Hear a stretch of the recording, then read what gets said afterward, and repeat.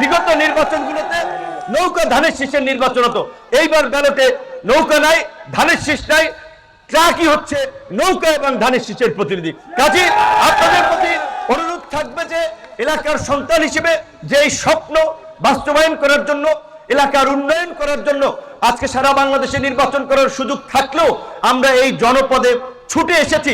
আপনারা আমাদের পাশে থাকবেন এবং আপনারা যদি পাশে থাকেন ইনশাআল্লাহ আমি এইটুকু বলতে পারি, দীর্ঘ 28 বছর পরে অনুষ্ঠিত হওয়া ডাকসু নির্বাচনের মতোই 12 তারিখ চাক মার্কার আরেকটি বিজয় এবং ইতিহাস সৃষ্টি হবে। আপনাদের সন্তান হিসেবে আপনাদেরকে নিয়ে সেই ইতিহাস সৃষ্টি করে বাংলাদেশের মানুষকে আমরা দেখাতে চাই।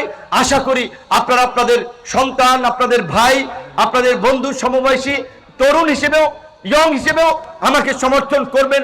একটা চরম প্রতিকূল পরিস্থিতিতে একটা বড় ধরনের ঝুঁকি নিয়ে এই নির্বাচন করছি। ঝুঁকিটা কি আপনারা জানেন, আমরা বিএনপির সাথে অ্যালায়েন্স করেছি, বিএনপি আমাদেরকে সমর্থন দিয়েছে, কিন্তু বিএনপির দলীয় সিদ্ধান্ত না মেনে তারেক রহমানকে বৃদ্ধাঙ্গুলি দেখে আরেকজন লোক ছবি নির্বাচন করছে, বিভিন্ন অফিস খুলছে, সেখানে নাকি শুনেছি তারেক রহমান খালেদা জিয়ার ছবি লাগিয়েছে।